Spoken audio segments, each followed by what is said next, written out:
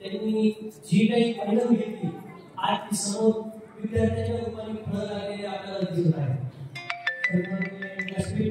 कारण व्यासपीठ माझ्यासाठी थोडं उभा आहे, म्हणून नावाच्या उभा न झाला सर्वसामान्य व्यासपीठ आणि या संस्थेचे संस्थापक अध्यक्ष शेंडगे सर, आज आपण विद्यार्थ्यांच्या जे काही देशाचा गुणगौरव सोहळा ठेवलेला आहे, या गुणगौरव सोहळ्यासाठी आपण त्याच्या मातापात्रांना आणि विद्यार्थ्यांना या ठिकाणी बोलवलेलं आहे.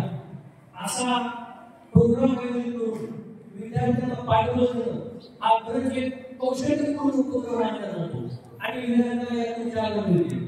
या गुरुकुलाच्या माध्यमातून आयाम मिळत या स्पर्धा परीक्षेतून आपण जे काही सगळ्या विद्यार्थ्यांची नाव देत नाही यश मिळवलं त्याबद्दल त्या सर्वांचं कौतुक करावं आहे. या गुरुकुलाने 2023 मध्ये नवोदय विद्यालयासाठी देखील आपले विद्यार्थी पात्र केले. मंडळ परीक्षेमध्ये देखील या विद्यार्थ्यांची निवड झाली. शिष्यवृत्ती परीक्षेत देखील 23, 24, 25 मध्ये निवड झाली आणि आज आयएम विनर या परीक्षेत देखील विद्यार्थ्यांनी भूमिकेचे संपादन करून या ठिकाणी आपल्या आईवडिलांचं आणि सोबतच गुरुकुलाचं देखील नाव या ठिकाणी उज्ज्वल केलेलं आहे.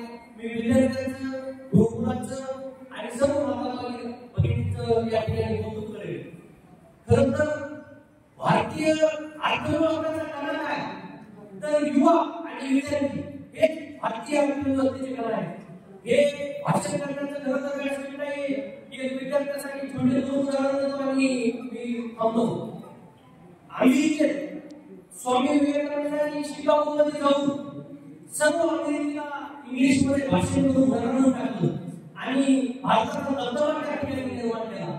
हे कशामुळे शिक्षण साध्य झालं तर फक्त शिक्षणामुळे साध्य झालं.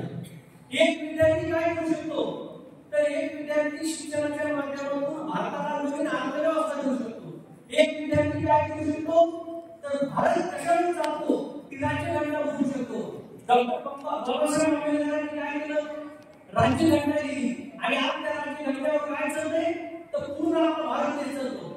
मग आपण विद्यार्थ्यांनी आपली कौशल्य बनवली पाहिजे आणि त्या कौशल्याच्या माध्यमातून आपण शिक्षण क्षेत्रात आपली प्रगती केली पाहिजे. प्रत्येकाचं कलेक्टर होऊ शकतो का, प्रत्येकाला डॉक्टर होऊ शकतो का तर नाही.